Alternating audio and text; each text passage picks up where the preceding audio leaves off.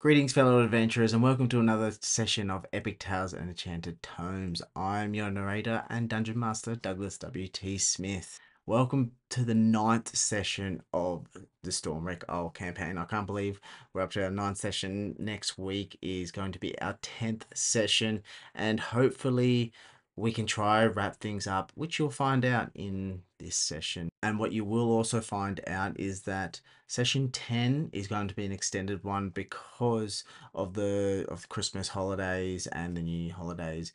We're taking a couple of week break from actually playing, so this is going to be an extended one. And when we come back in the new year, it will also be an extended one. So there's only one more for 2023, and make sure you watch this one to see where the characters get to and what happens in the last session of the year. So please make sure you subscribe below, follow, and also tell people about Epic Tales and Enchanted Tomes, because it's something that I really want to share into the Dungeons and Dragons community, and also to all tabletop players, that this is something that I really want everyone to try coming together and start this community for where we can share ideas, collaborate, and also do more campaigns. I would love to have another campaign running at the same time with different players, because at the end of the day, I just love Dungeons and Dragons. So why not tell all your friends about Epic Tales and Enchanted Tomes and get them onto this, either if you're listening on the podcast or you are watching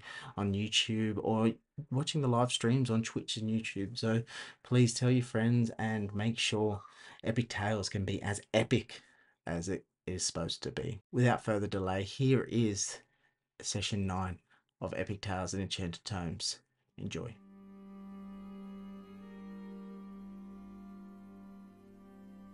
Session. Before we get into it, Vayne, this might look a lot different to where we were last, where you were on the shipwreck of the Compass Rose. Does anyone want to fill in, Vayne, what happened and where? Does she want to hear about anything that happened after the toes, or does she just sort of want to move on? And... as long as there was no more toes involved, I'm happy to hear the story. But if you tell me that a harpy made me lick her involuntarily one more time, I think I'll have to leave the campaign. It wasn't a harpy, but it was a dragon. Did I lick a dragon? And it wasn't Eleanor. Oh my god.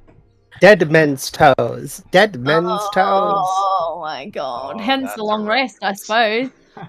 No, nothing like that happened. I'm pretty sure we just searched around the ship, killed a couple of skeletons, and came back to Dragon's Rest. Yeah. Cool. That sounds more like Vayne speed. Yeah, it was definitely a lot more PG. Definitely a lot more PG. Well, and I've ruined that this week, haven't I? Nope. And then we grabbed that shield. You remember how I dropped off those 2 dragon skull, wormfire, flake, fume dragon skulls? Yes.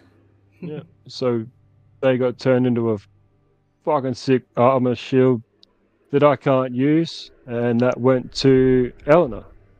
Cool. And I'm pretty sure we just brushed him. Nice. Yeah, because you forgot you're a warlock, and warlocks aren't proficient in shields.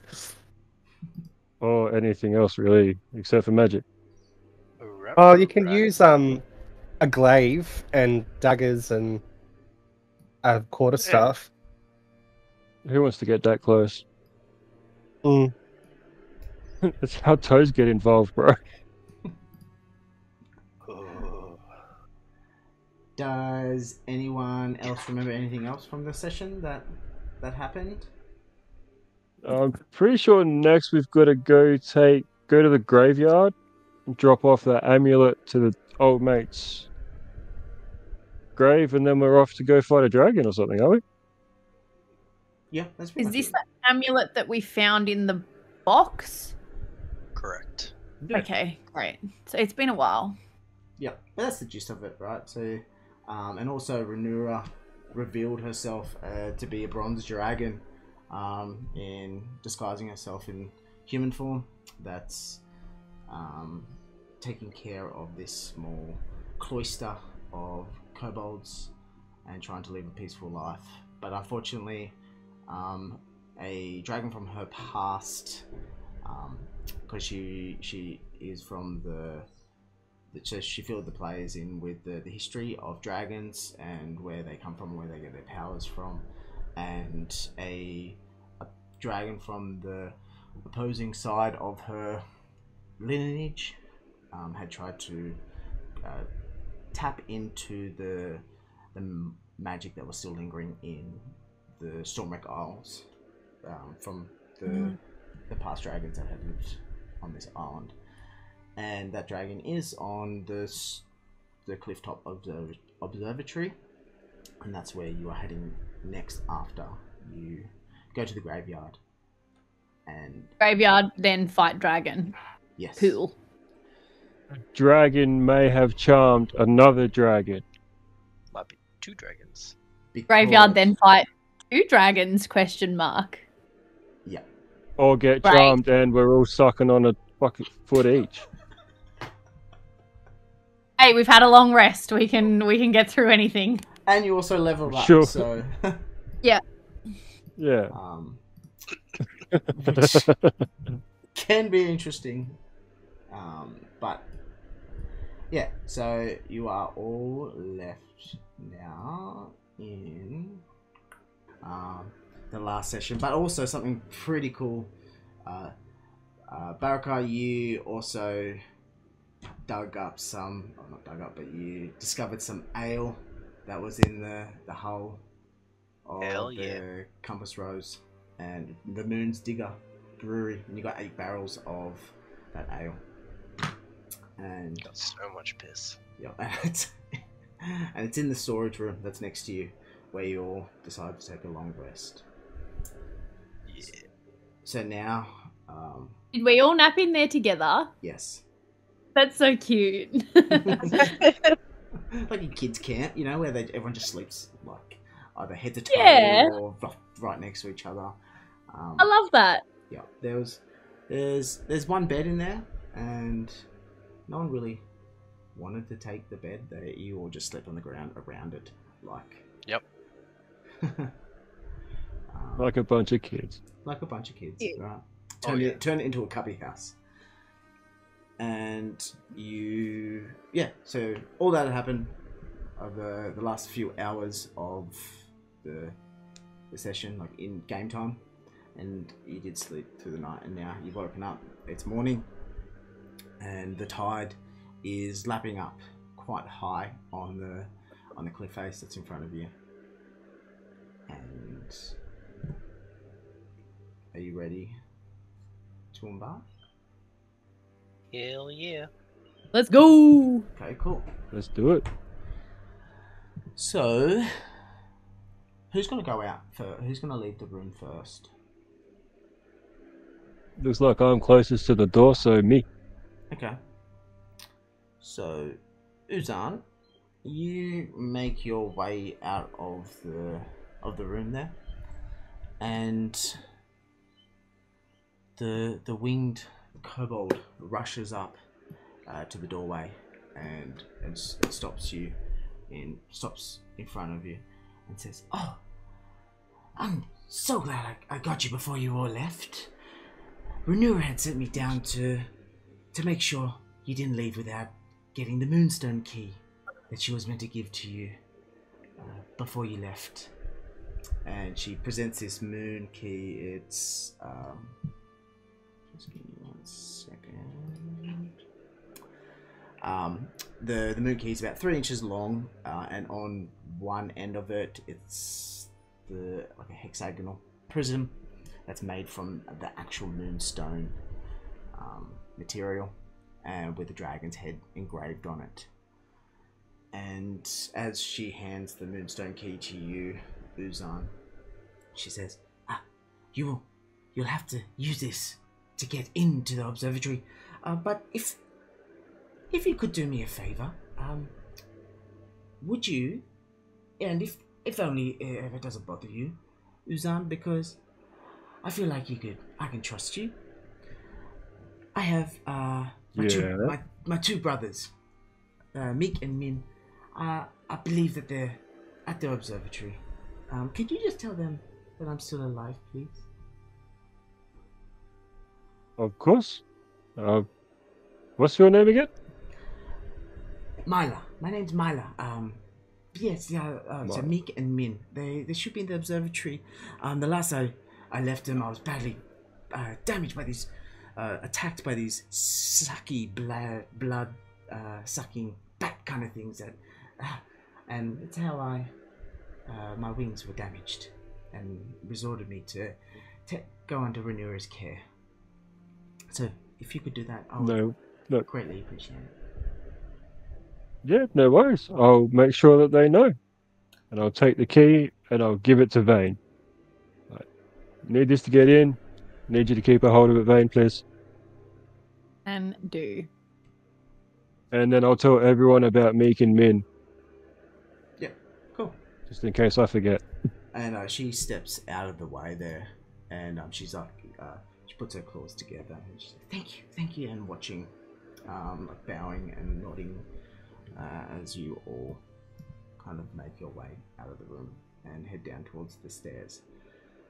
And from what Runara was saying to you last, that the graveyard is on the way to the Clifftop Observatory, which is the Clifftop Observatory is about a 4-hour hike, and the graveyard's about an hour to the.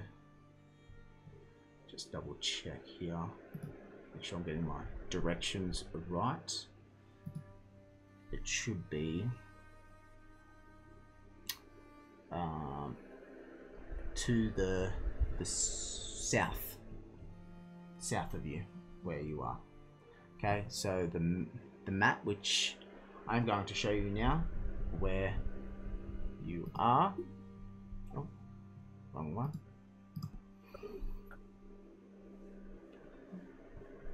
So where you are on this map of Stormwreck Isle, you are Dragon's Rest is here, where I have made the red marking. Just pinged. Yep. So, and the observatory from how Runara had directed you is to the southeast headland ish thing, to the end there. Yeah. So it's about 3 to 4 hour hike. So you're just going to leave Dragon's Rest and start making your way, following the beaten track that's going to take you up onto the graveyard. That's right? I think so, guys. Yep. Ready. Cool. Yeah. Yep. So after about about an hour and a half of trekking, you notice like the landscape is kind of starting to dense with. Sorry, did someone just say something? No. Okay. No, I coughed. Sorry. Oh.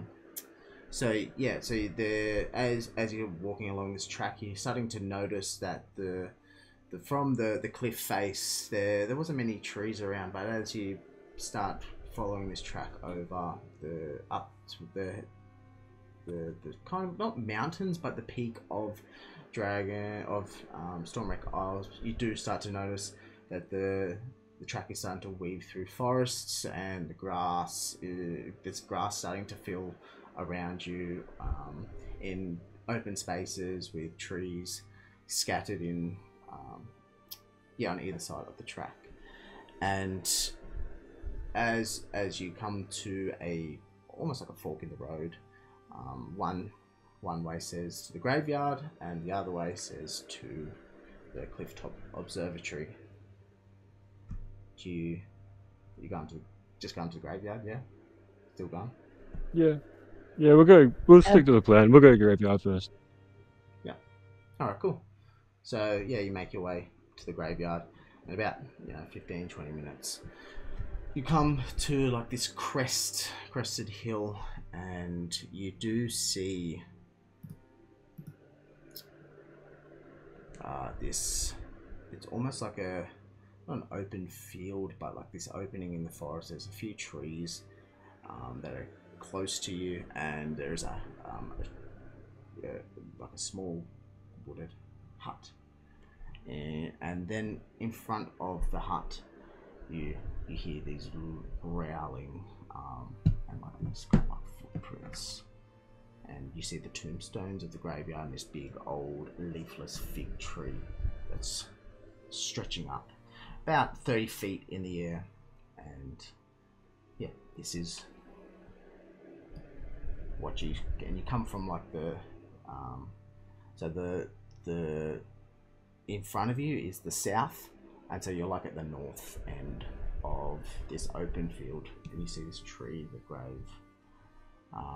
There's a couple of grave stones that are there. There's a couple of empty pots for potential bodies, but there's no kobolds around or anything there. You just hear this groaning,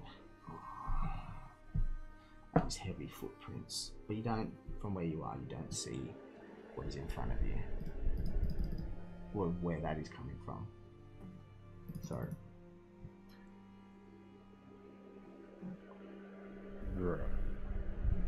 what do you all want to do? Uzan's going to look at Doldos and say, "You should go first." Yes, because I don't know, but sure. Because you can, whatever's out there sounds big, and you can take it. I believe in you. Can I do a nature check or animal handling to determine what the sound is? Yeah, of course you can. Let's go with the. Do you want to see? Yeah, let's go with the animal handling. So see if you know what the growling and the footsteps and stuff are.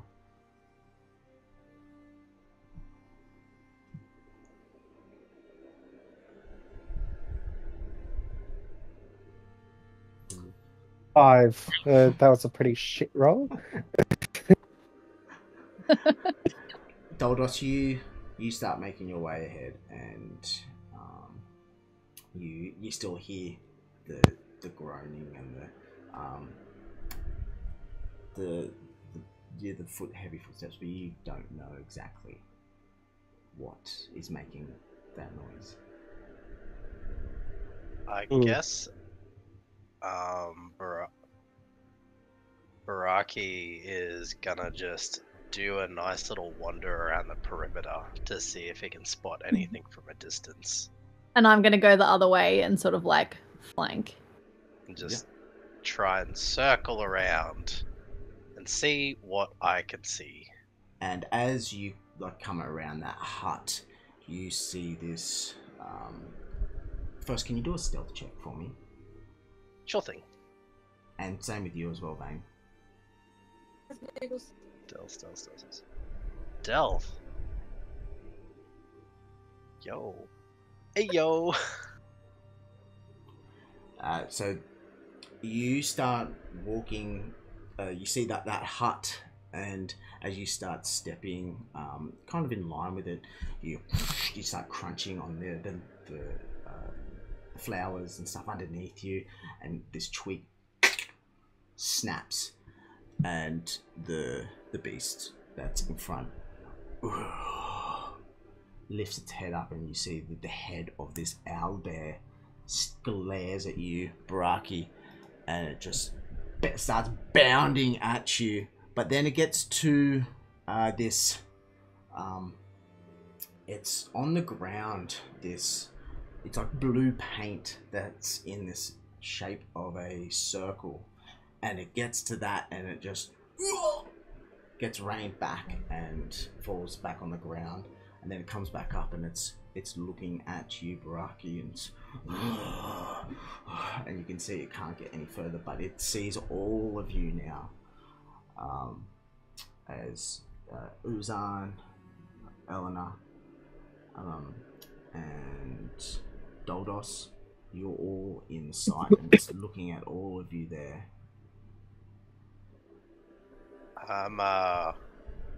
Pull my axe out, but I'm just kind of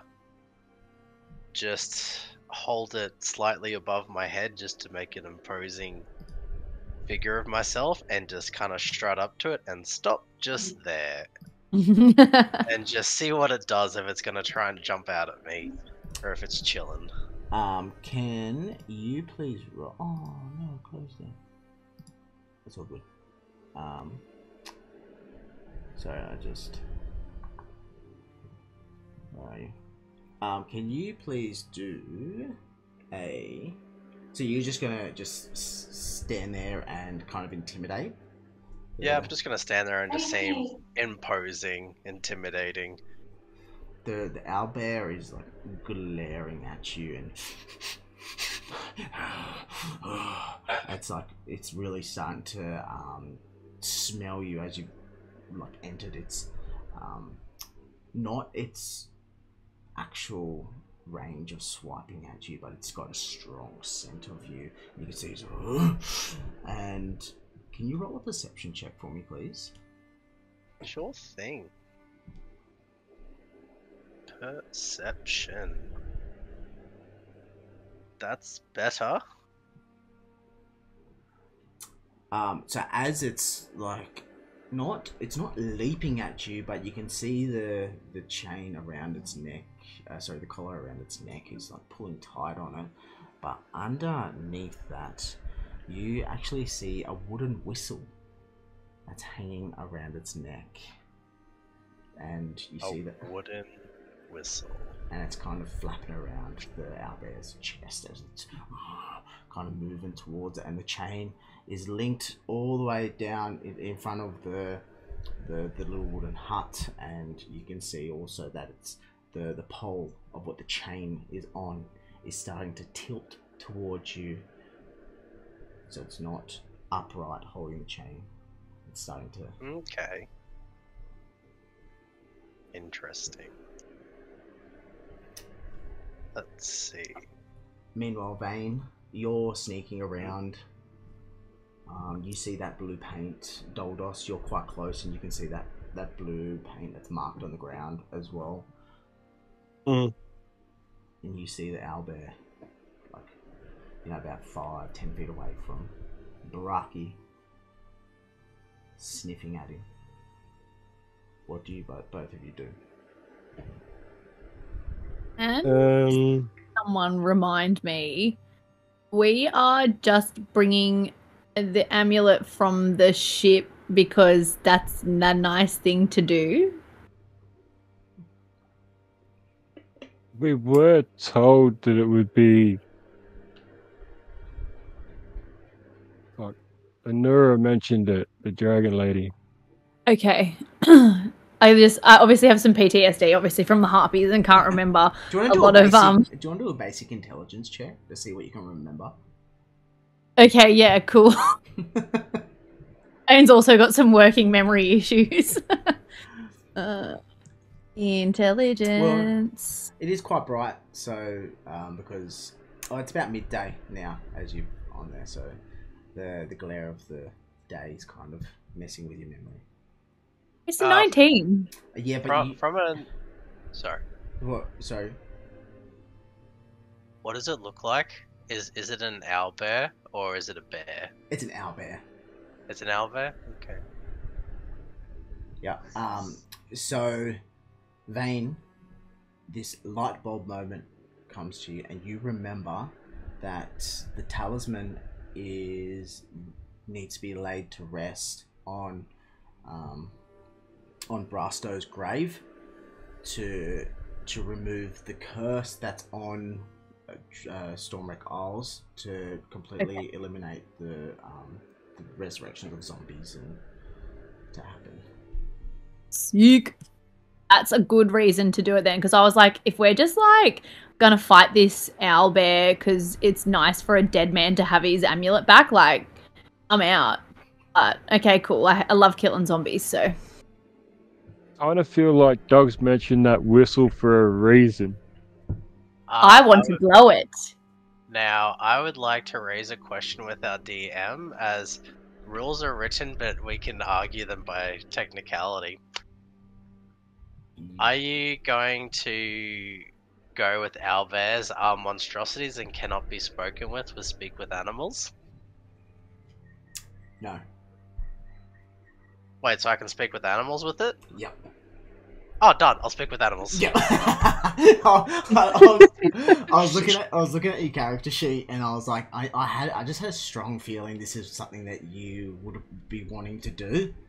And I was like, I couldn't remember if it was like where I got the feature from. If it was yeah. So I can speak with animals. All right. I cast speak with animals. Yeah. On self. Yeah, so for those watching, or that haven't heard of speak with animals, it's just the ability to speak to many beasts that are with. Oh no, you don't. They don't have to be within a range. Nope. No, someone's just within. Yeah. Earshot. And what this enables you to do is to talk to the animal and get information only for the past 24 hours of what the animal does know. Okay, and it might be able to you might be able to persuade the animal as well to do a small favor for you. So, and you don't have to roll or anything. It's just at will. You can cast it at will. We can just communicate. Yeah. So you kind of you put your battle axe away and you kind of present that toothy grin to the owlbear. What do you want to ask?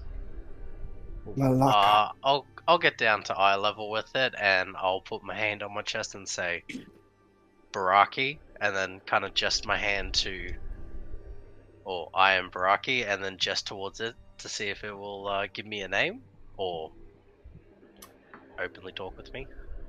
And this is all telepathically as well. Yeah. Is it? Well, I would imagine that it doesn't mention telepathically. No, it's verbally. Oh, it is too. Yeah. Comprehend you verbally. gain the ability to comprehend and verbally communicate. Okay, so so shark speaks bear. So shark speaks bear. So to owlbear. So to owlbear, and to the others, Doldos, that from where you are, you might just hear Barraki get down on the one knee and make these grunting and noises. But yeah, so you ask, it was the name, and what its name is. The owlbear lowers down as well and looks at you, and its beak was quite, and its mouth was quite narrow, but now you can see it's definitely just the facial expression, the facial features are definitely a little bit more relaxed, and it starts communicating to you in a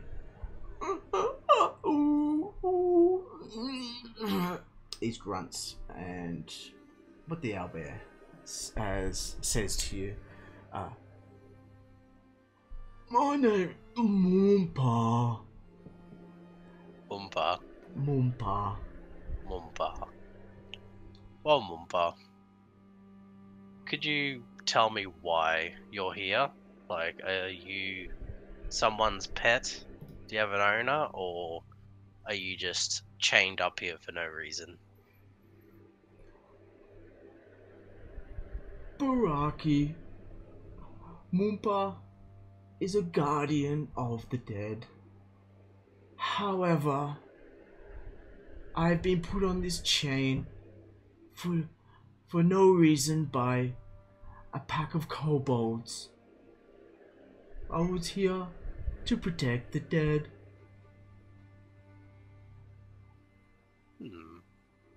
So what, you've always lived in the cemetery? No, I came over from the mainland on a ship when I was small. And this is my crewman, and I've just never left.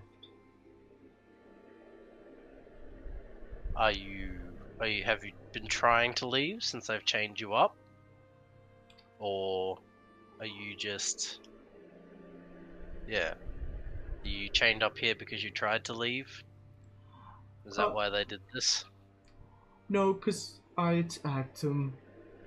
Because You attacked them. they tried to dig up the grave. Have they been digging up the graves and looting them? And the Owlbear, Moompa, looks around and looks at the graveyard that's closest to the fig tree. That's empty. Says, my captain had a talisman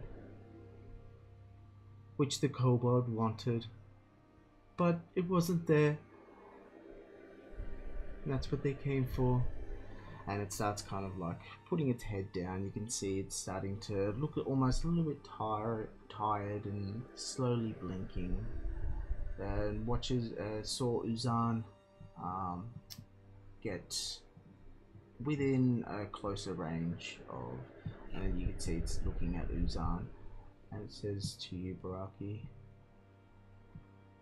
I do not want to fight, but I will have to if necessary to protect my crew. Hold that thought. And I'm gonna turn away from him and just scream out to the whole party. Which one of you has that talisman?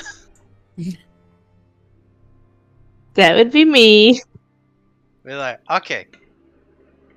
Turn back. And go, we picked up a talisman recently from a shipwreck. I'll get my friend to come over here, and maybe it's the talisman that the kobold was looking for, or maybe it belongs to your captain. And I'll just jest and go, come on, come over here. It's not gonna get you. To Eleanor? Yeah, to Eleanor and go, you gotta show the owlbear the talisman, I think. The Owlbear straight away stands up, and you see it's like forearms pressing into the grass, and it's starting to lean towards Eleanor, peering at her, like this low growl. Eleanor, are you going to show the talisman? Yeah. I'll take it out and show him. You fumble around with this owlbear, not intimidating you, but it's definitely posing some kind of this stress onto you. You pull it out and you hold it out in front of you and show it to the owlbear, and the owlbear looks at you, Barraki. Barraki, you and your friends did well. That is my captain's talisman. I haven't seen it for some quiet time. But yes. Yeah, and then the owlbear turns around and looks at the empty grave and says, I will show you, and starts kind of walking over towards in front, over to the other side of the the perimeter that you can walk. I'll go to Eleanor and go, maybe just give me the talisman just in case. Good idea. And maybe just keep that shield in front of you just in case. Yeah. And I'm just gonna like take a few steps into the perimeter and just slowly wander across. And the owlbear just sits down with its forearms still stretched out, and it looks at you and just watches you. And you're gonna throw. I'll ask the owlbear if it, ask him if he wants me to throw it into the grave.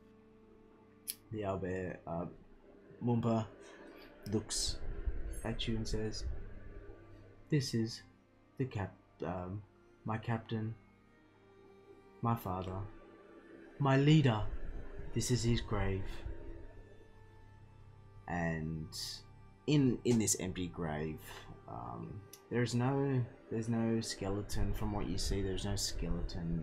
It's just an empty, dug out space that's in the shape of a coffin. But there's nothing in there. Yep. I throw the talisman in and go, "Is there anything else you want to borrow, Moompa, before we fill it in?" It looks down at the ground. This was my captain's whistle. It belongs with him. And looks at you, and then looks at the graveyard. It picks it because they've got like claws on it. It kind of picks it, rips it off, throws it in, lands into the graveyard. And as you throw the talisman in, the whistle's in there, this cool breeze starts filling out of the grave and starts filtering around and almost going out, and you see the chain disintegrate from Moompa's neck, and the collar disintegrates, and the chain just kind of disappears, fades away, and the owlbear now, Moompa is sitting there looking, and takes a big deep breath in, breathes out. "Barraki, you have done well to return the talisman to my leader. A great weight has been removed from my neck and my shoulders. Thank you, and may you forever be watched." And Owlbear stands up and walks over to the shed and plumps down and curls up in front of it. I'll follow Moompa over to the shed and just kind of sit in front of him, and I'll just ask him if, before I let you enjoy your comforts now, would you mind if I ask you a few questions about the observatory, if you know anything? Can you roll an insight check? Sure thing.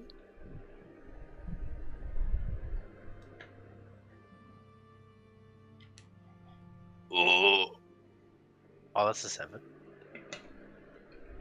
Moompa lifts its head, and because it's curled up like on the ground, with like it had its head like tucked into its legs, and looks up at you, and you ask the question about the observatory.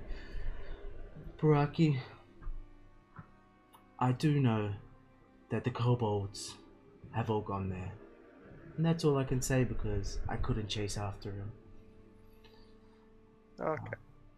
But I feel a dark presence that's lingering just to the south from that way up there. Maybe something more than the kobolds. I'm unsure. Well, I don't know what your plans are now, since your captain's buried and your guard here, but if you really want to go have a look at that dark presence, or maybe even go deal with it, that's where we're headed. If you want to join us, that's a possibility. That's muchly appreciated for the offer, Barraki. However, I can't leave my crew.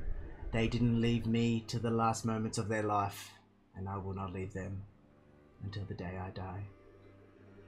But I'm sure whatever dark presence there is, and it looks at Eleanor and Uzan standing in the distance, I'm sure your crew will have your back, just as they had my back. Oh, I'm sure they certainly will look after me. But before I go, and I will, since I have rows and rows of teeth, I'm going to grab one of my wobbly teeth at the moment that's about to pull through, and I'll pop it out and give it to Moompa and just go something that if you ever see me again, you might remember my scent off my tooth. The owlbear sits up and it puts out its paw and the long claws, and you place the tooth into its large paw, and the owlbear looks at you while taking a sniff of your tooth and puts it up to its chest. Barraki, you have done more than I could ever repay. So please, from one animal to another, and it rips off a chunk of its claw, and you see blood start coming out of the owlbear. And please, remember my scent, just as I will with you. And it kind of just curls back down and places its other paw onto its bleeding, the spot where the claw was ripped out, and it's putting pressure on itself. You couldn't have done a feather? I'll pick up the claw and... Wait, what was that? You couldn't have preened a feather or something, but it had to rip out its claw. Hey, that was metal as fuck. I appreciate it. Blood brothers. Blood brothers, bloody oath. I pick up his claw and I kind of like tilt my head down to him and put the claw into my pouch, and I mean, you know what? Where's my shit? Yeah.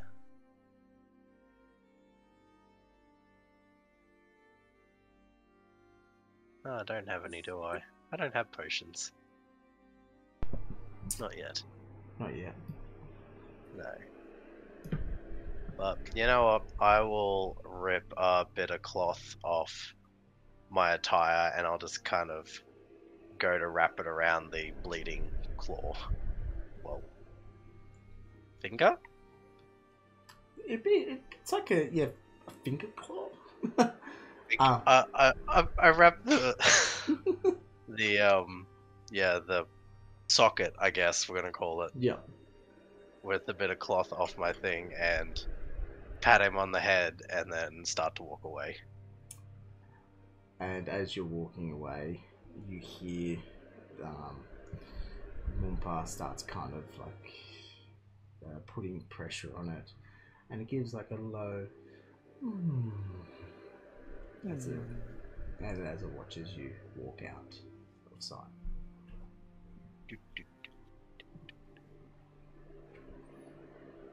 So from Well, here, guys, oh yeah, because this all happened and everyone's just standing scattered off in the distance. Vayne, you're just on the other side. I'm starting to run over.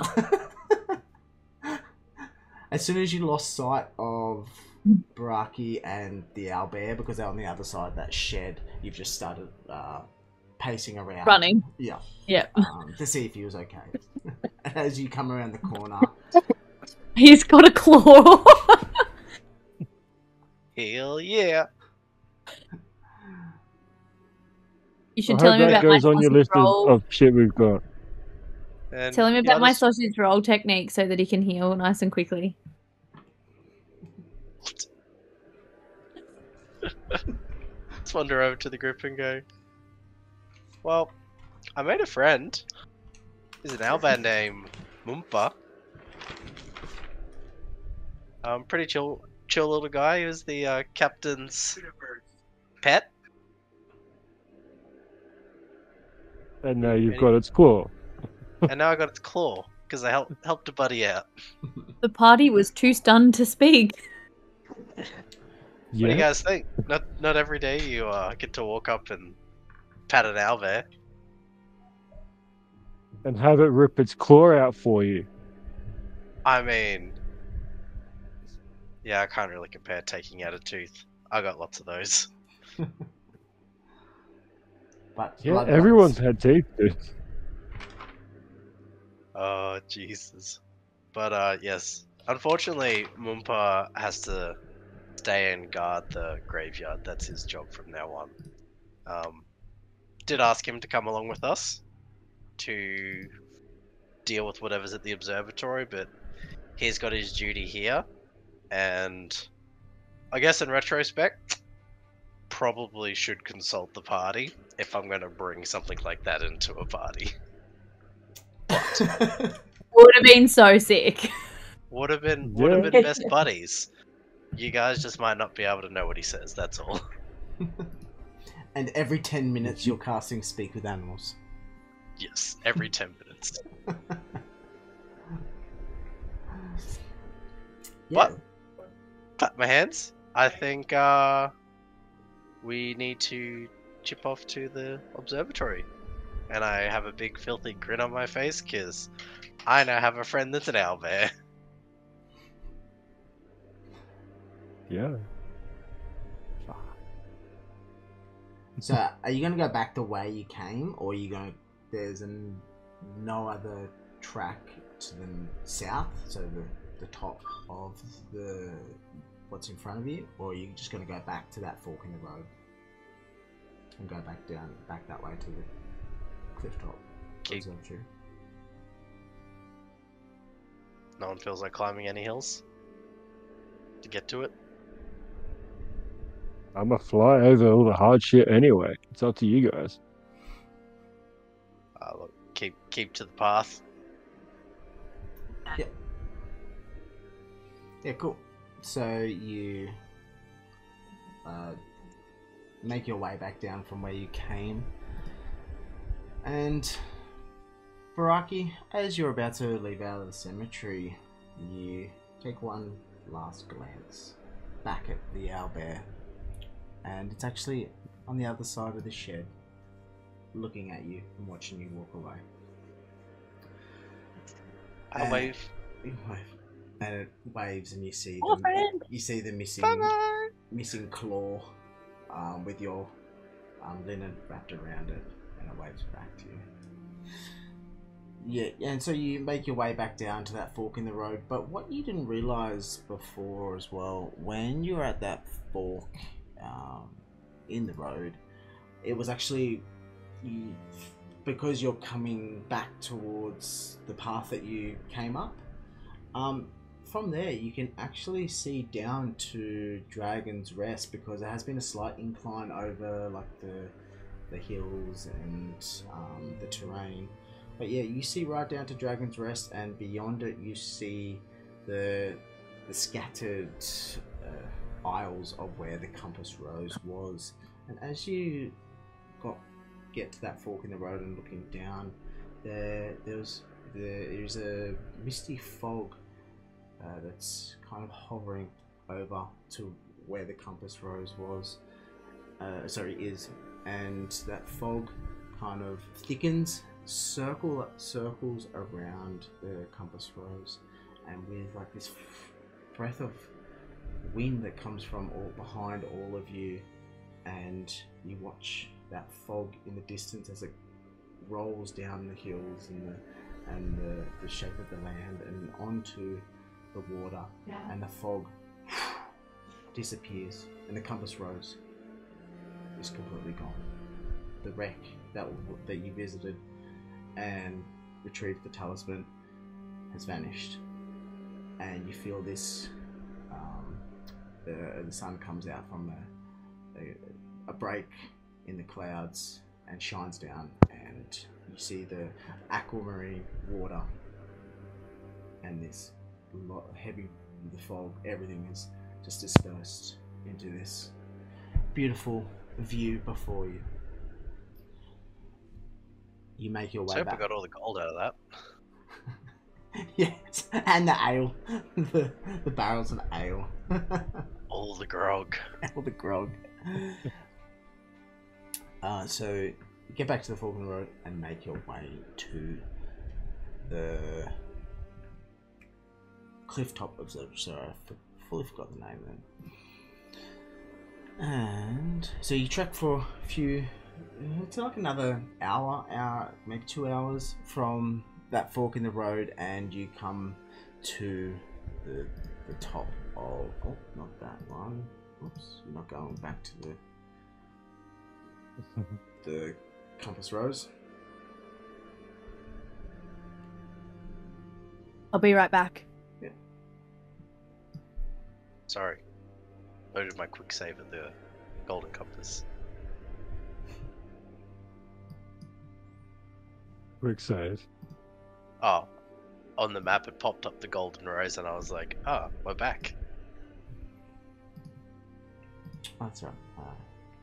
Sorry, I forgot to put you guys onto the map.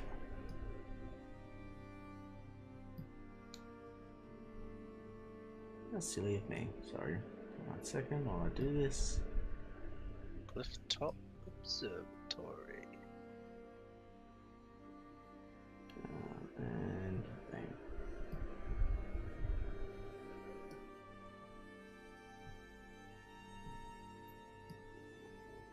Okay. So.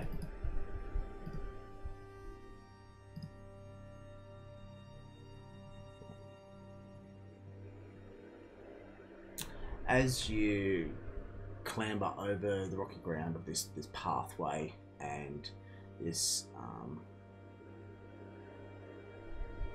you see the bush that's around you bears like a reddish branching scar that forms similar shapes. Suddenly you hear the screeching roar and notice a winged glittering blue shape swooping overhead, and it flies into the observatory in the far distance where you can't quite see, and disappears. When you walk through this path and you get to the edge there, so where the cliff drops off.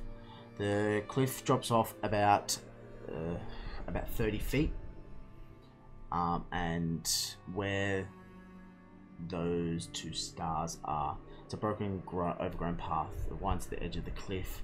The overlook is marked by 2 marble stones veined with gold, each carved in the shape of a dragon with its mouth open. What do you all do now? There's no bridge. We're done. Flying things are a problem. We'll deal with the rest. No, I'll just fly over there and jump on it. Buddy, the entryway, is it Does it look like a Can we- drawbridge, or does it look like there used to be a plank bridge and it's no longer there? Can you do a perception check for me, please? Perception. Can I do one too?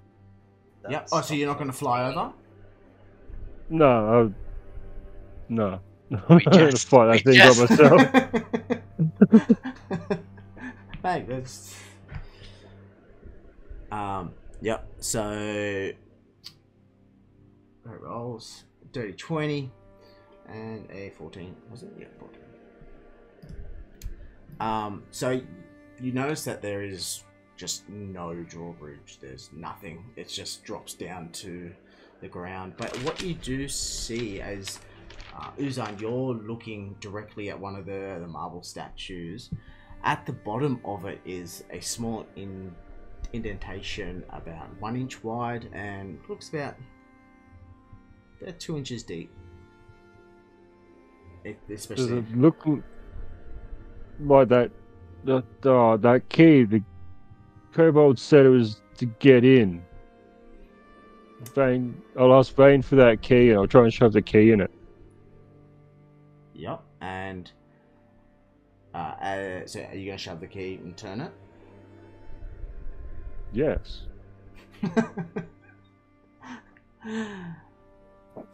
As you put it in, the one in front of you, it turns and these magical light sparks start to shoot. Yeah, so from the mouths of the dragon statues, it starts shooting out these bright, radiant lights, and they come out like these streams, and then they curl back around because the dragon marble stones are facing you, and they curl backwards and on the inside of them, and piece together, and it's all these streams of radiant light end up forming this shimmering bridge that allows all of you that connects the land to the bridge that's in front of you. That's sorry, the platform on the other side. Sweet. So Oh, we can CC. walk across this light bridge now, right? Yes. We're walking across. I take 2 steps and say, "Don't turn it off on me." You can swim. Yes, but I have to climb back up. You've got claws. And I have big literally.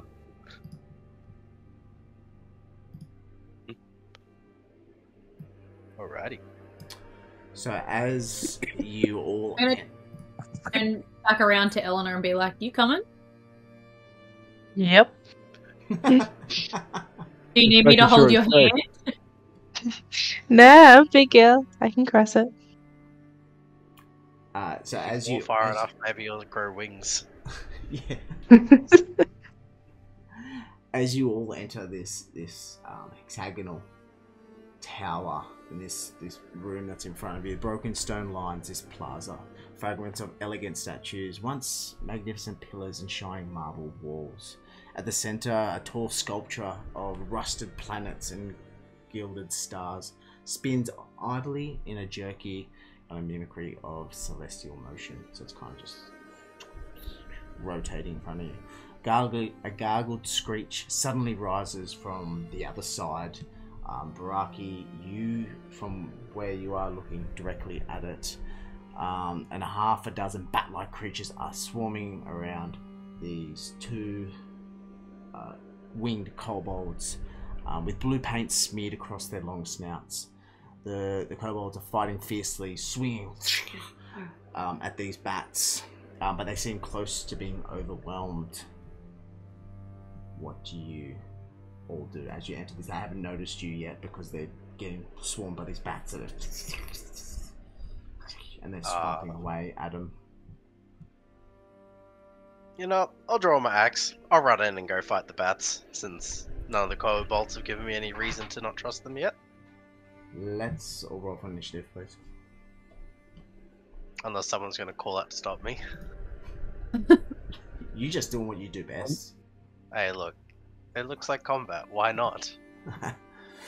And are you going towards the Stirges or the kobolds? I will... Wait, where's the map? I will literally, like, theoretically, I will put myself, like, there. In front of, like, those 2/3. And engage with the first two-way touch.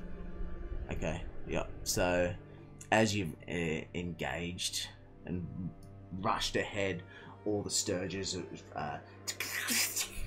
saw new, fresher prey and flown towards you. And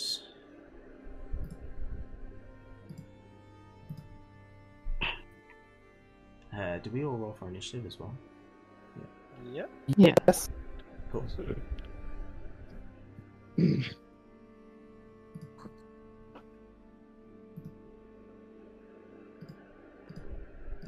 done that thing. Sorry. It's just done this weird thing. Where? Oh, why are you there? So I'm going through the combat tracker. So many. I know, so many. What are they? They look like echidnas.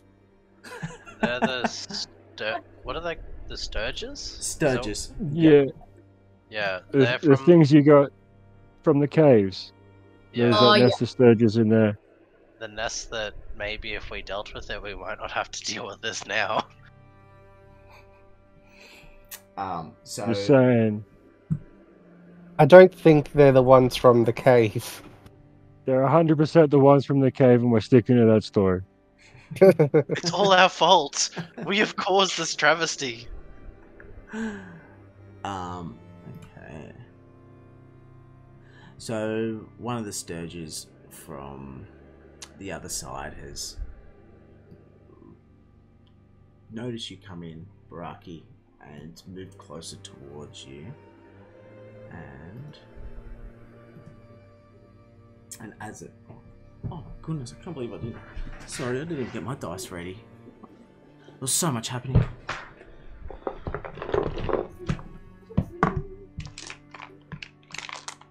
Cool. Dice.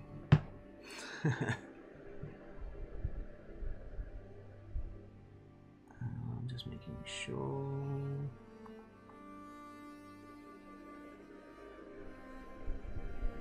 Okay, so it's going to try to latch onto you, Barraki, as you've entered that zone, and as it's tried to latch onto you, it's just kind of hit your shoulders, and you just deflected it off, and it's missed you. Doldos, you see all this happen from the other side there. What are you doing? Doldos will move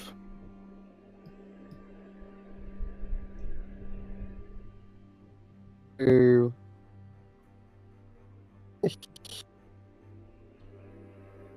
He will activate his rage, if the bloody thing will let me.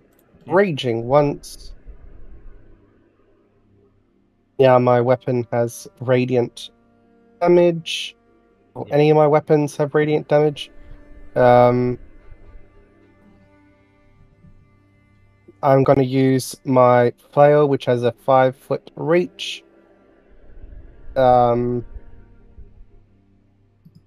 you say radiant damage, you're just talking about your Divine Fury, is that right? Yes. Yep. So, rolling for flail. Sweet as 19. Hits.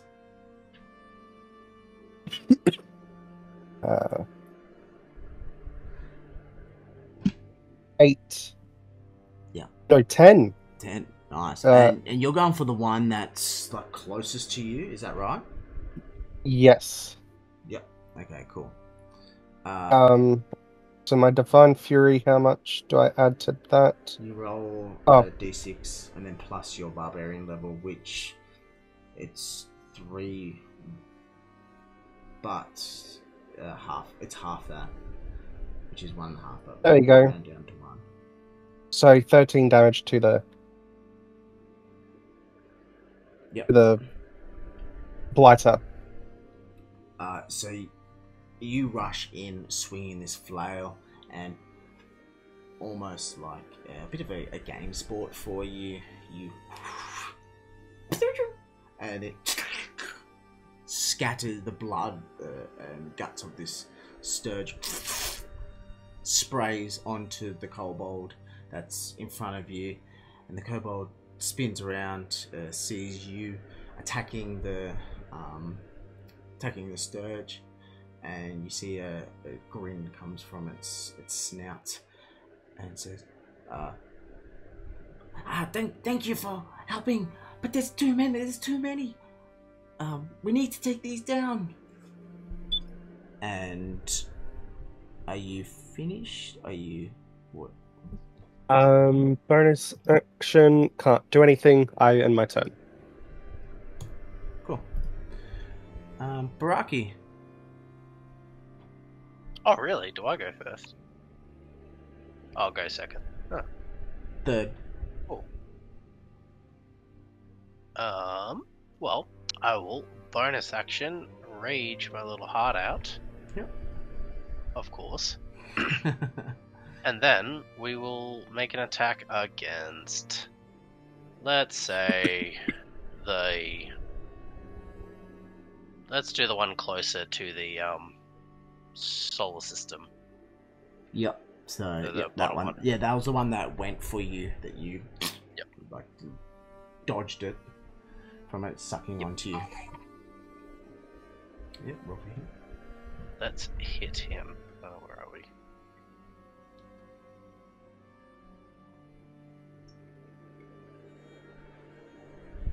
That's upsetting. So you swing your great axe at these. So they're like flapping around these Stirges and their long pinkish snouts. And as you swing, it like moves out of the way, moving out of the way as you swing your great axe, missing. Unfortunate. Well, I can't do much now, so we'll just wait until my next turn. Okay. Yeah. Vayne. I'm so excited to stab them in the mind. I'm going to go for the one that's like next to Barraki, like close to the table. And I would like to use my psychic blades. So you can use your psychic blades as a bonus action. Oh, can I? But I can't use it as. Sorry, I just rolled it. Can't use it as my action. You can, but I'm just saying that. Yeah. If you... Yeah, I can use it as my bonus action too. It just has less the extra things. Damage. Yep. Yes. Less dice. Okay, 19. Yeah, that hits. Yep. Ooh! And it was the psychic blades, the dex or the strength? Dex. Yeah.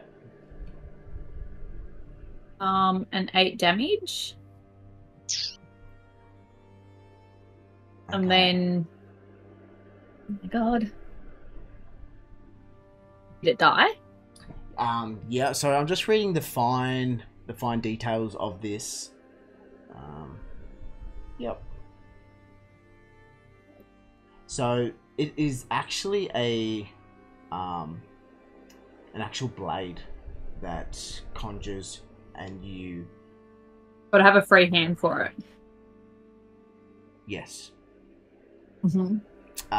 Yep. So you. Luckily, I didn't take Eleanor's hand. So you conjure this this shimmering blade, and it's like a rainbow, this rainbow tinge to it, and you throw it. Because you can throw it, can't you? And that's what you're doing, aren't you? Yep. Yeah, and as you... this rainbow spiral is going towards... Which one did you say? It was the one that was closest to Barraki? There? Yeah, I don't know how to... Yes, that one. Yep. The one that I just... Yep. Okay. The one that I just turned upside down by accident? Yep. The upside down echidna. Yep. They kind of do look like echidnas. And the blade... And this Stirge winged creature gets thrown to the wall, pierces up against it, and blood just starts oozing out of it, and then the blade just vanishes and it falls to the ground, dead. Stunning. Alright, and then for my bonus action, I'm gonna use the bonus psychic blades on the one that's actually, let's just do the one that's also close to Barraki. Yep. Yeah, that one. Yep. Ooh. In future reference to, ping, it's double click on... Oh, okay. Yeah. That was a 13. That wasn't you pinging, was it? No, that was me. Okay, yeah. It's 13. That's for the strength one, or it's dex again. Yep. So conjure this blade, fling it at the Stirge, and the Stirge is flapping around, and as it swoops in between Barraki and the winged kobold, it misses the blade, and then disappears and misses. And that's it for you now, isn't it? That's it. Don't hit me with that. I take full psychic damage. Please don't.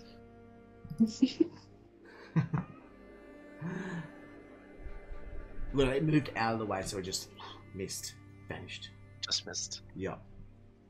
The Stirge that's closest to you now, Doldos, swoops at you, hoping to start. You see the long nose, the long snout, soft snout opens up a bit, ready to suck onto you, and as it does, it latches onto your neck, doing...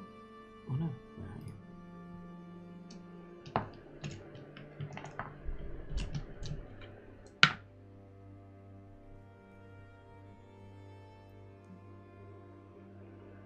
And as it latches onto you, it starts drawing blood out of you, doing 7 points of damage, but now it is actually attached to you, Doldos, on your neck,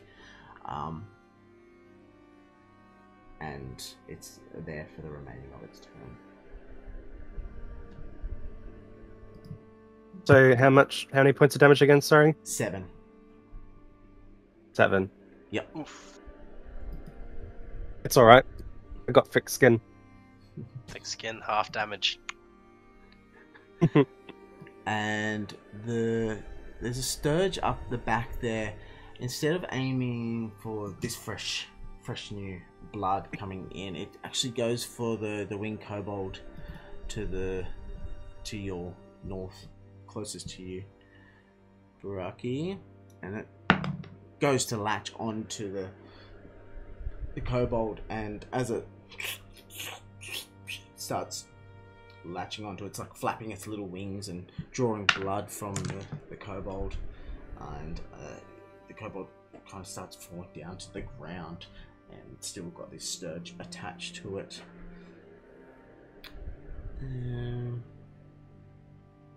Do you want to know the damage that it's doing to the kobold, or do you want to leave that as a... I mean, if the kobold is like looking like it's being sucked dry like a horror movie. It's not looking that dry, but it's definitely like taken onto one knee, and you can see not as much compared to Doldos, the one that's on Doldos's neck. It's like taking gulps of blood, but this one is just taking kind of compared like a tennis ball, that Doldos of blood, and golf balls. Yep. Blood. So quite large chunks from Doldos. And the kobold that just had it attached to it, is on one knee and looks at you, Barraki, and says, "If you help us with this Stirges," he's like panting, looking at you, "my brother and I can help all of you, so please, we need to get rid of these vile, sucky, blood-sucking things." And as he finishes talking to you, it pulls out this small dagger that's on its side and tries to attack the one that's on its neck, but it's the snout is still stuck in his neck, but the kobold is just like reaching around and missing with the dagger. And Eleanor, you see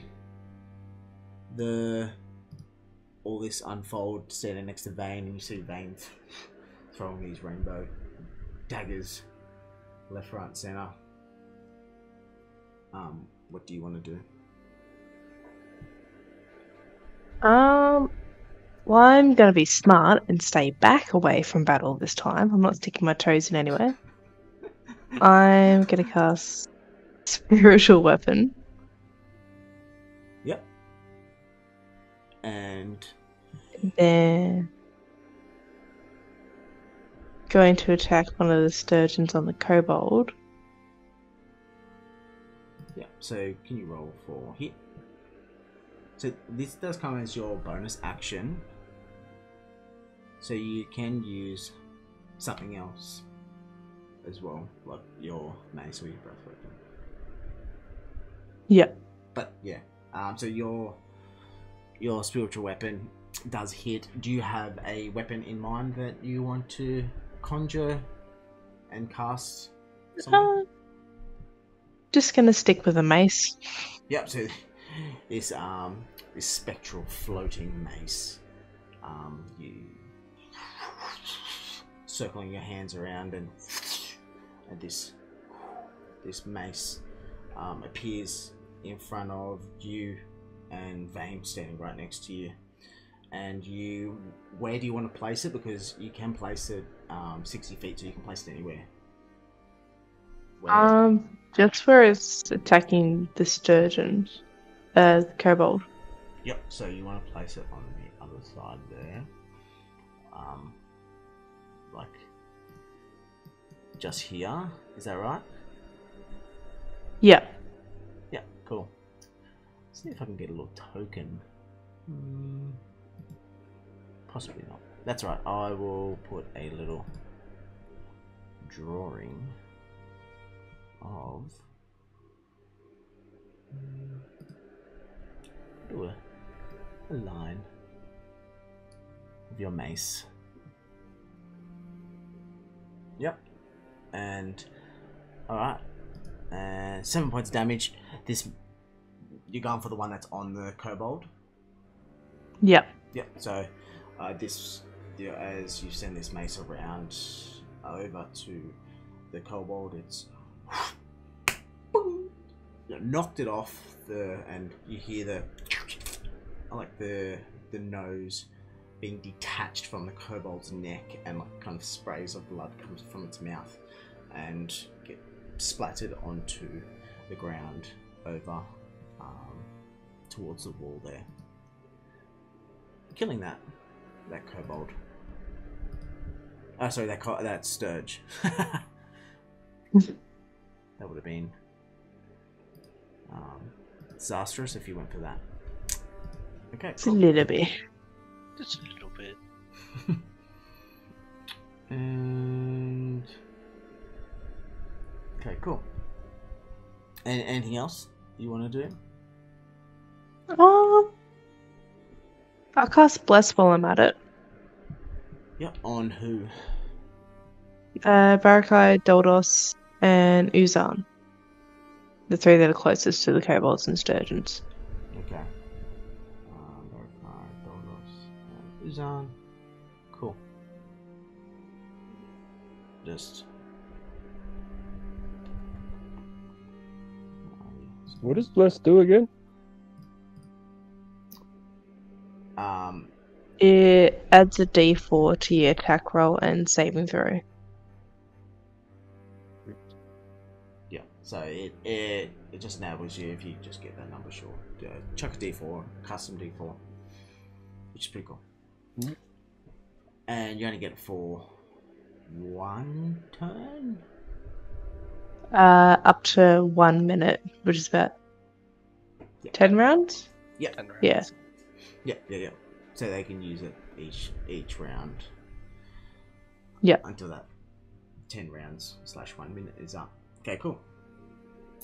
So the Stirge, there is quite a few of them. They start just moving towards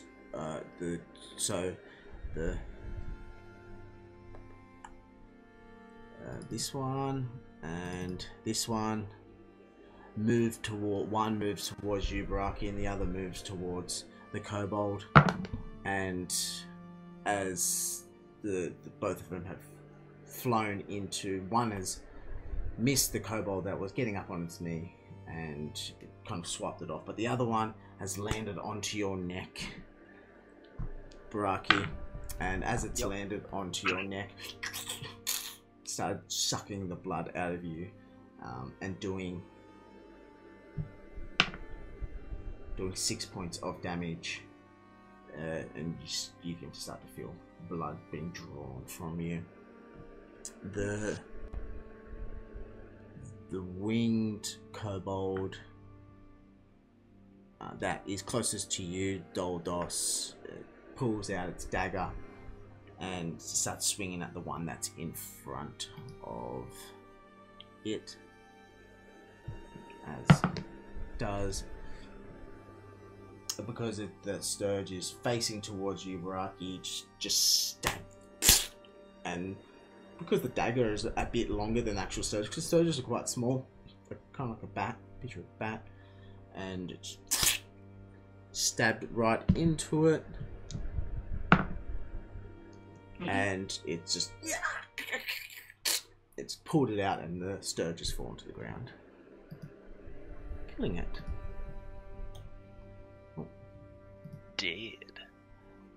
Dead. And the one now that's closest to, like, that's halfway between you, Barraki, and the winged kobold, latches onto the winged kobold, already sees it's like flapping, sees the one that's on you, goes to the winged kobold, and the winged kobold just knocks it away, missing it. Uzan, you see these flapping things starting to fall down, blood being sprayed by the spectral mace, and the winged kobold stabbing at the Stirge. What do you do? I'm gonna fly up over here behind Barraki, and then you got these two Stirge in the back, and I'm gonna hit them with an acid splash. An acid splash. Yep. Nice. Says I can Wouldn't pick that one also- or two creatures. Oh, never mind. Yeah, no, just to clear that up. It says you hurl a bubble of acid. Choose one or two creatures you can see within range. If you choose two, they must be within 5 feet of each other. Yep, cool. So, I'm not going to hit anybody else.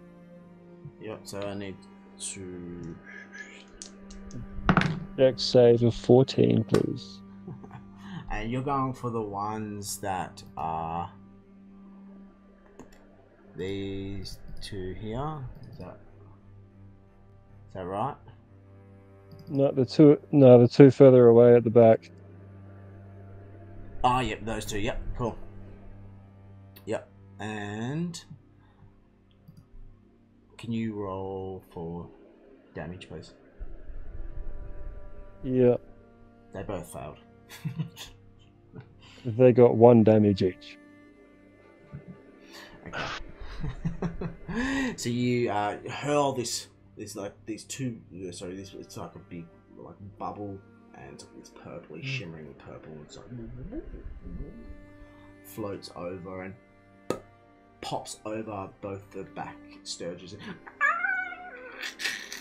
and they drop to the ground, and like the purple liquid that popped from the bubble is like scattered on it, burning their skin, and yeah, they're kind of like flailing on the ground. Both of them got 1 damage, is that right? Do you have to roll? Yep, okay, cool. Yeah, just 1.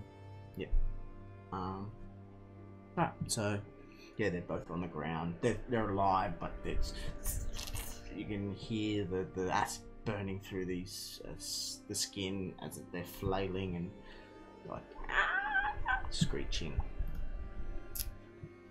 And now, Doldos,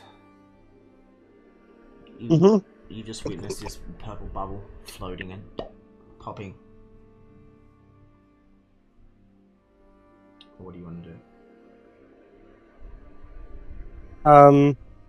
A purple bubble, did you say? Yeah, the acid bubble that Uzan had casted and popped over the two surgeons close to the spectral mace that Eleanor had cast.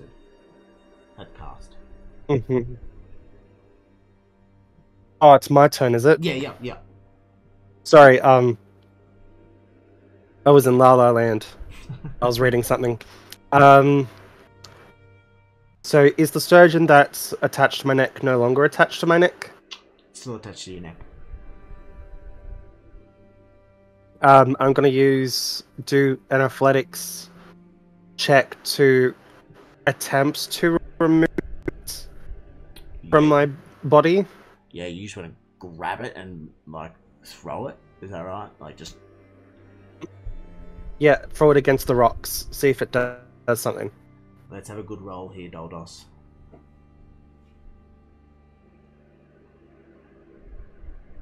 Shit. 11. You grab this little. They almost feel like they don't have bones because they're that small, and almost like a quail bird, if you know a quail. And you grab it, and as you pull it, it rips out and actually like you feel like a patch of like exposed like rawness on your neck, and you take 1 hit point damage, but you're now holding this this Stirge in your hand, and you want to hurl it at the wall. Rocks. Yep. How would I do that? Unarmed strike, or? I think it would be your unarmed strike. That's the way I'm trying to, because you're just gonna throw it like, so you don't even have to. Yeah, let's go unarmed strike roll. Strike. Nat 20. Oh, sick. About time, Doldos. Can we all get a round of applause? Yeah. Very good. 20. You've done exactly what you wanted to do, Doldos. You rip off this Stirge, and you at the rocks. Did you say that's in front of you? Yep. Because they're quite close, you could probably walk up and like do you want to actually throw it, or do you want to like? I'm trying to get at. You could just like slam it into it instead of pegging it. Brutal. Okay, you're that's where you're hurling. Okay, and you rein back on your back hoof, and as you your pitcher's arm goes, and this Stirge, as it like kind of makes these like grunting like, and it hurls into the rock and splats into it, and the rocks they were once a grey colour, but now they are painted with this beautiful artwork of this multi-textured guts, fragile little bones scattered across the rocks there, but you do see the snout still sticking up from one of the rocks there, with a bit of your blood dripping on it still, but the body has been dispersed and sprayed over, creating an artwork. Yay. It's very pretty. Yay. And I can't do anything else. I am my turn. yeah, Barraki, you just watched an artist create artwork.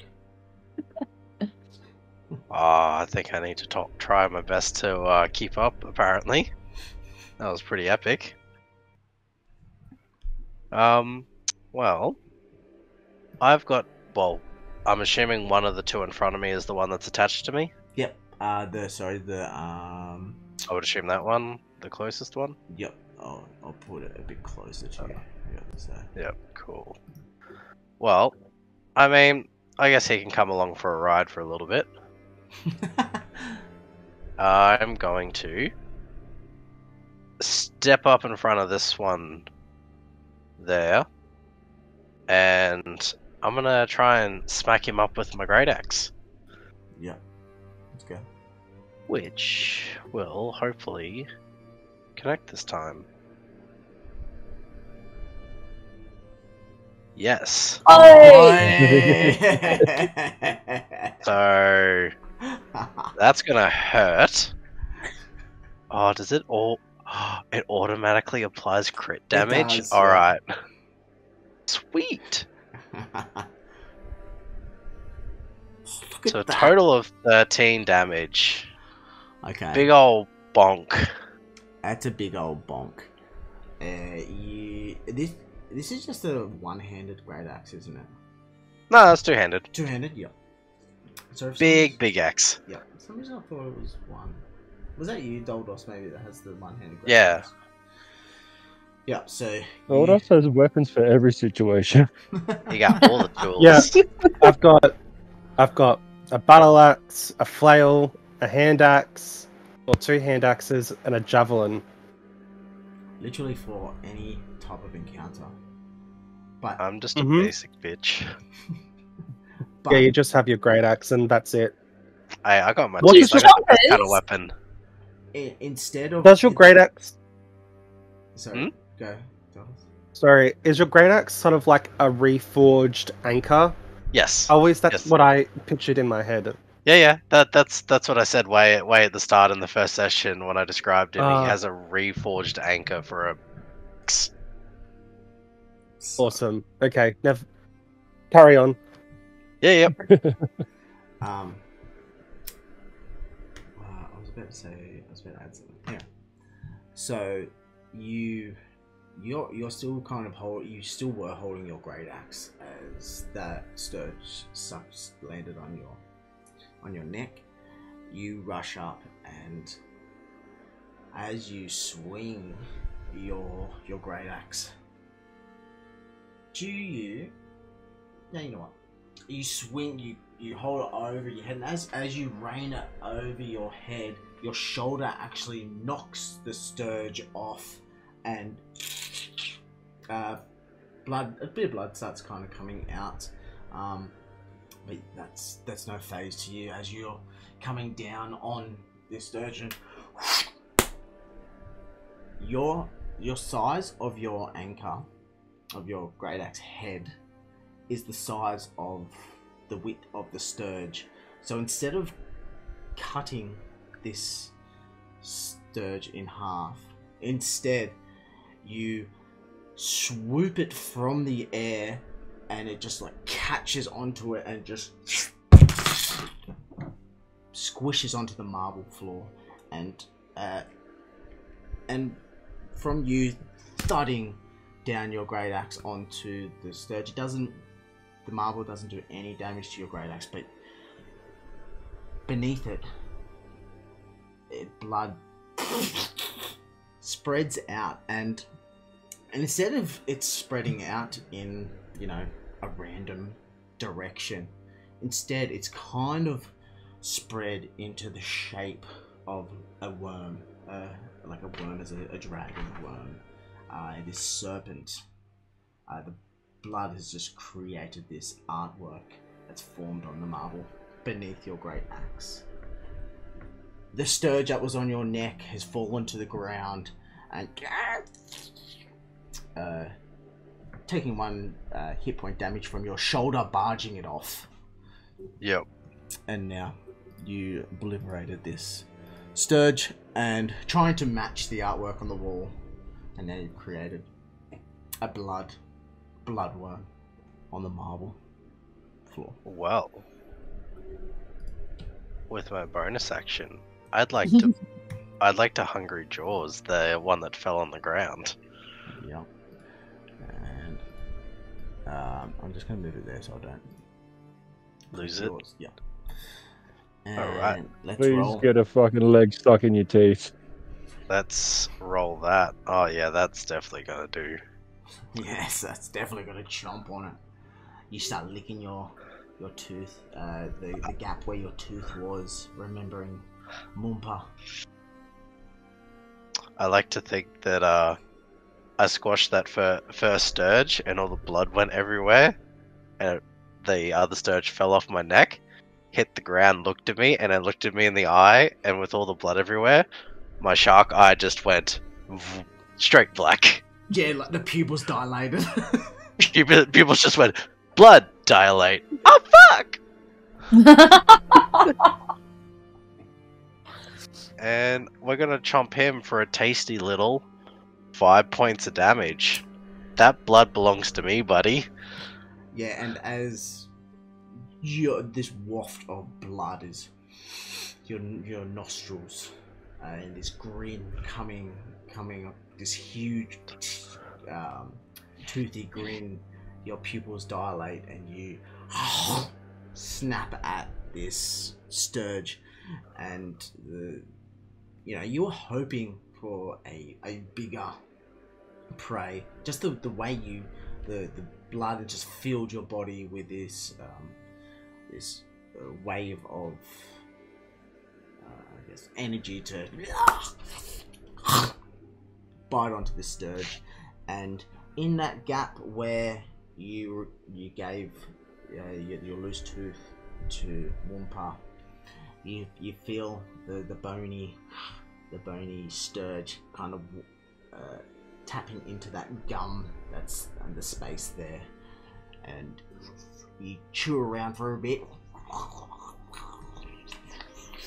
It's like the bones are rattling, and then spit it onto the ground, and like the remains of the Stirge land on the ground, killing it. Yeah.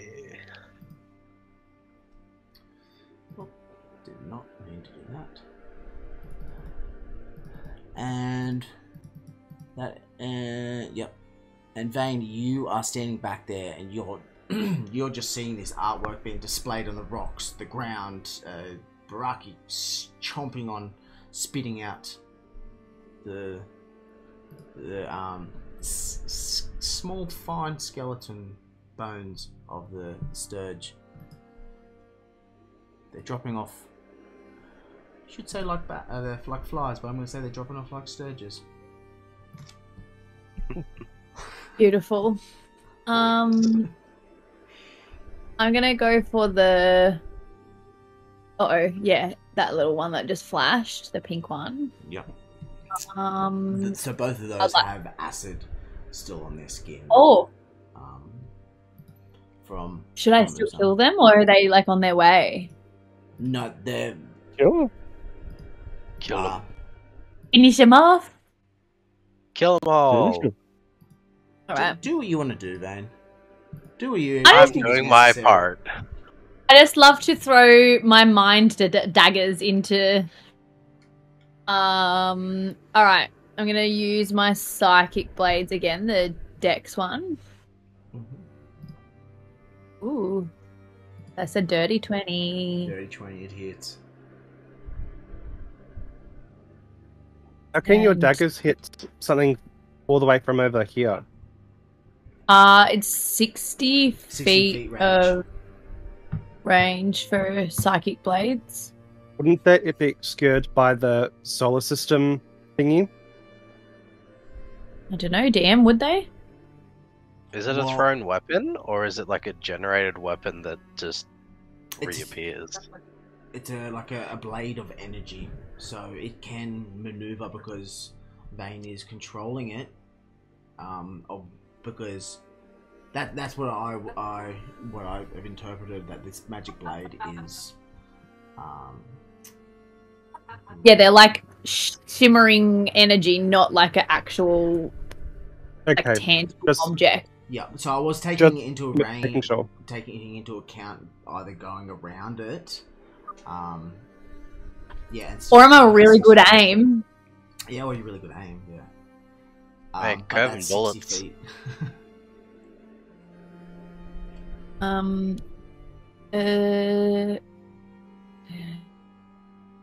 Alright, so that did 10 damage. Did it die? So you conjure this rainbow dagger. Yeah, it's a dagger, isn't it? Makes it sound so pretty. Yeah. Death does sound pretty to the person that's not receiving it. And you, this circling rainbow, shimmering energy of weapon curls around and goes into the Stirge. It's because it's on the ground. It just drives it further into the ground and it flaps around and flops dead. The poison is no longer. It's not suffering from the poison. Eating away its skin. Lovely. Ooh, and then I'm gonna use my bonus action psychic blades on the other one, please. Yeah.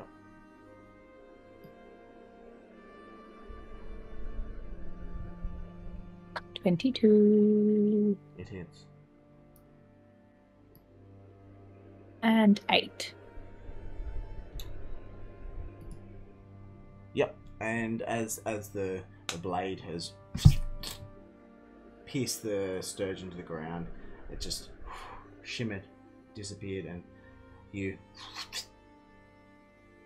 conjure another rainbow blade and circling, shimmering round, and the other one that the acid is poisoning, eating away the Stirge's skin. Dagger hits straight into the Stirge and flails, flops to the ground, no longer suffering. It was humane of me. Was very humane. Really kind.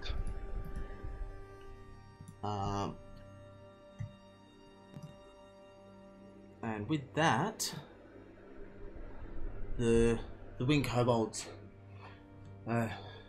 look at both of you. The one just next to you, Barraki. In front of you, and the one that's in front of you, Doldos. They look at both of you, and they say, "Thank you for helping us with those Stirges, those blood-sucking disgusting thing. Thank you for helping my brother and I. What brings this this group? Are you here to pay your oath to Sparkrender? Who's Sparkrender? Do you want to do an intelligence check? Yeah, I'll Let's go. I'll ask. Well, no, I'll just ask them. You want to ask him? Who's Sparkrender? And Sparkrender. You don't know who Sparkrender is?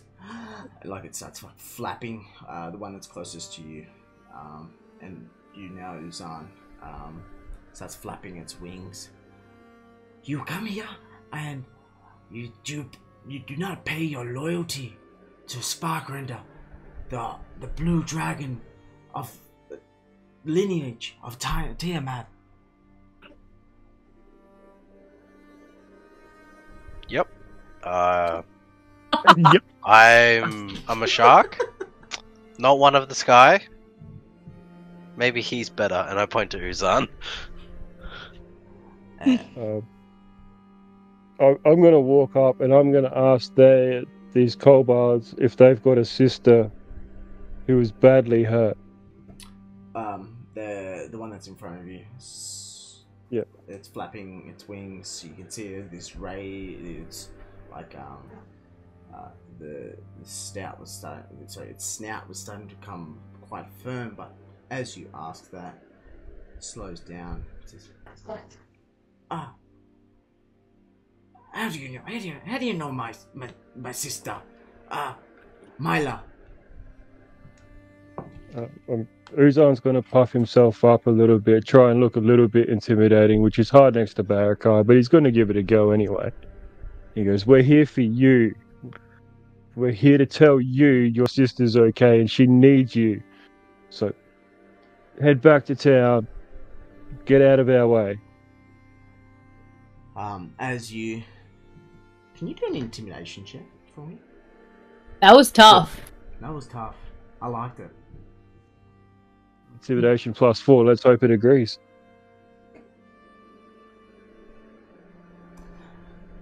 I'm sorry. No. Yeah. He had good intentions. Please go back to town. We all thought it was tough. Tried so Good hard job, next to the guys. barbarian. I mean, like, what pat him on do the they back. do? What do they do? What do they say? Barraki, They pull daggers. You pat Uzan on the back. Good try. I pat Uzan on the back and go, wait, do I now make them go, or are they gonna go now, but on their own? Like, what do I do now? And I turn to them and grin.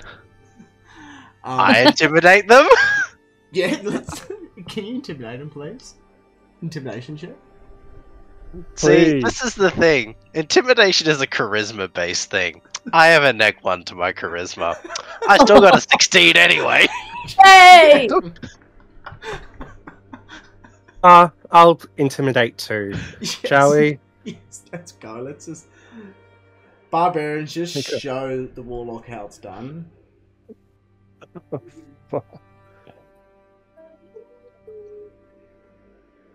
I don't know what that was. There we go. Oh, that was an 11. Not my. But Doesn't. look, Doldos, you walk up to the winged kobold and you start to puff your chest, but the one that's in front of you is already staring. It's just turned and started staring at Barraki and started to move away a bit. And the one that had flapped its wings at you, Uzan and Barraki, has calmed down a bit and said, I mean, did you see my sister? Is she alive? You find out. Go to Dragon's Rest. Get away from here. Do not come back for a while, at least a few days. go check on your sister. How? How would I know about you if I didn't meet your sister?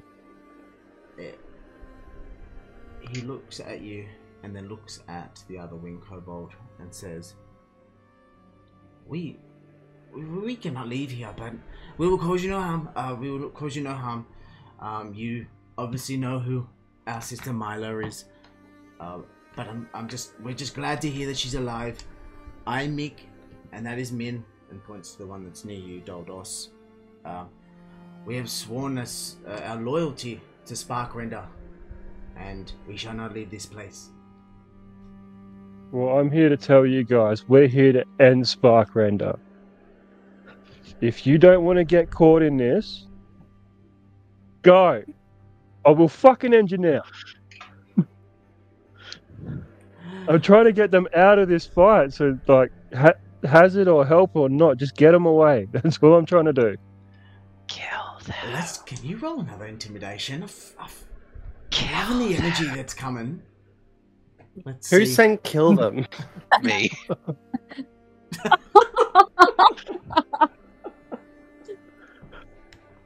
We're just gonna have to kill. The math ain't mathin' here. Doldos, roll another intimidation check. You tell them to. You're like trying to sick your barbarians as like intimidate them. Barraki, get him out of here. I'd like to walk up to the winged kobold and I want to pose him a question. So that blue paint you painted on yourself, right? Mm. Moompa. You don't happen to have dealt with an owlbear recently, have you? With that blue paint? Yes. And the penny's just dropped, hasn't it? Yeah. Yes. So We Was go that- kill him. well, we're gonna find a real good reason to. You see the one that you've asked. You see its breath start to become really shallow, and looking at you, and like looking at your teeth. Who's asking? Oh, we had an interaction with the owlbear recently. Like, was that did you like chain it up or something for whatever reason? Like, was it your pet or were you like planning on killing it or something? I'm not taking the fall for this. Ah! And like runs at you with the dagger. Can we roll for initiative, please? And then Oh, this won't be hard. we'll end the session there once we roll. Yep. Oh, come on. Let's just kill the fuckers. They're gonna die.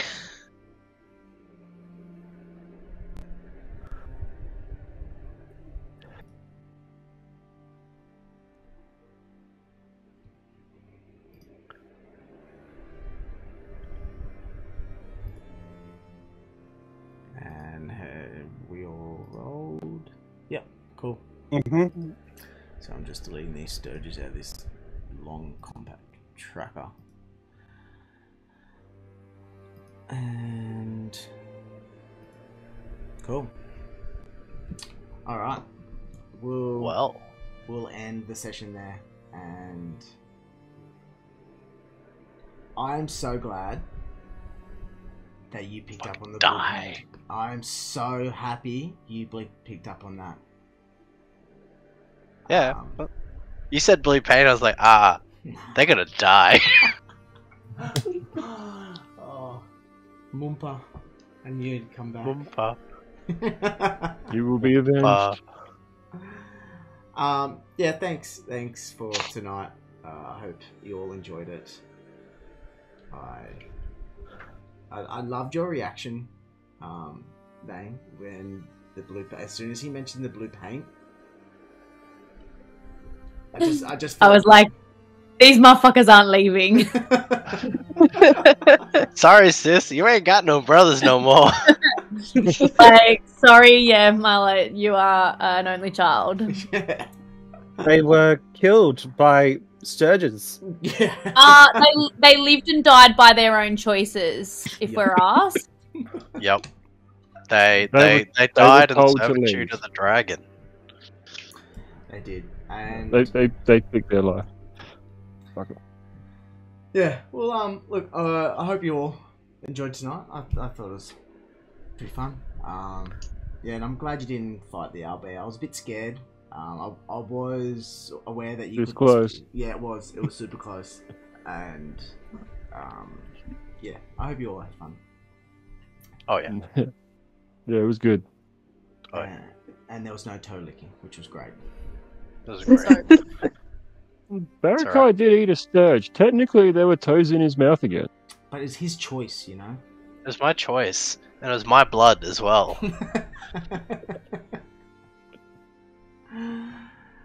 But yeah. Oh, okay. Also, Josh, I wasn't sure. Were you here the other week when I mentioned about doing a bit longer session because of just like the holiday seasons and stuff? Oh yeah. Yeah. I was. So what's?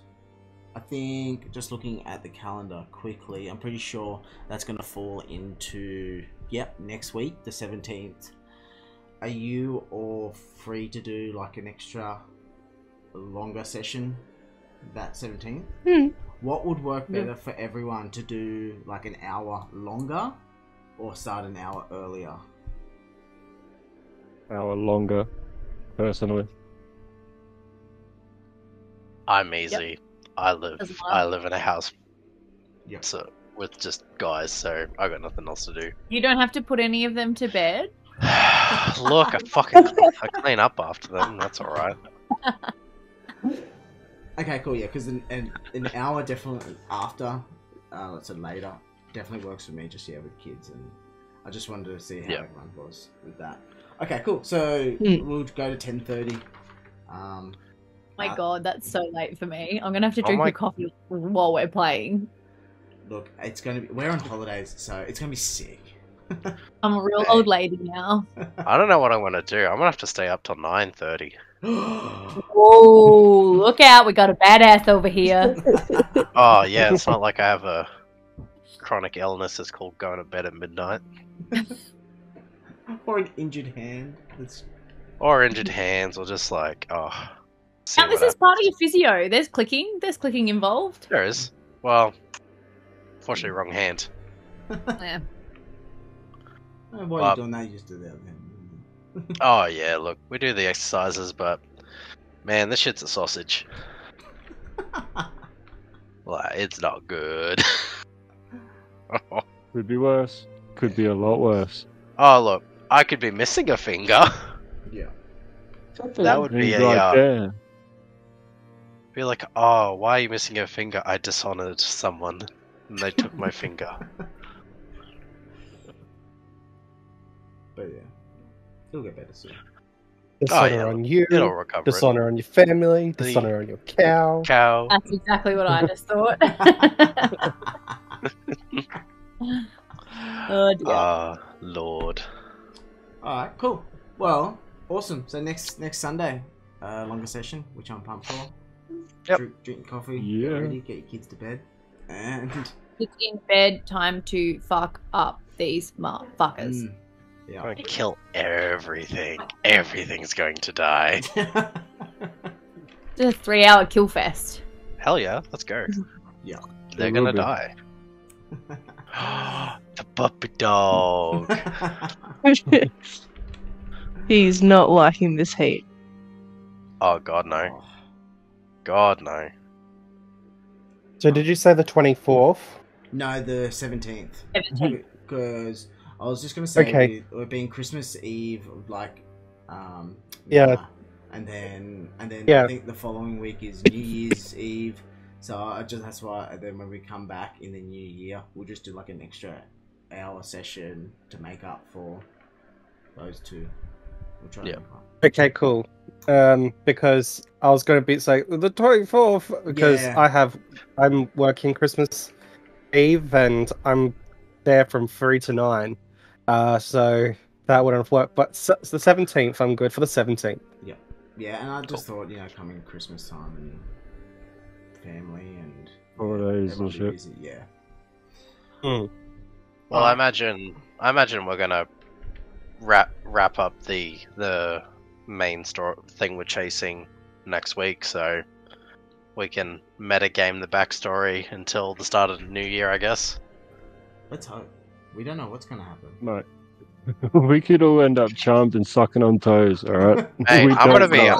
We're I've gonna. learned that there is no way you know how things are going to end here. Look, all Hey, we coming from know the- is a beast loves to talk to beasts. Yes. Gonna befriend everything. Just be Hey, coming from my point of view, Gretch, it's so everything is unexpected, which is so great though. Like things just go so differently, but it's good. It's good. Cause sorry. bloody that session with the harpies Yeah. that I missed out on, I 100% thought to myself I was just gonna drown one of the fuckers. I think everyone wanted to kill him, but they just couldn't. It was just like a dangling Tried. carrot. Oh We yeah, tried. man, things with wings, they're just a pain. They are. It happens. Except for someone that's on your team, Uza. Yeah. Oh, I was yeah. gonna Of say, course. Bruiser. Alright, well yeah, have a good week. Beautiful. Try to stay cool, warm, wherever you are, if it's cold or... Alright, I will see you guys when I see ya. Alright, Bye. see you, everyone. Have a good week. Speak to you soon. See ya. Bye. Rightio, catch you guys later.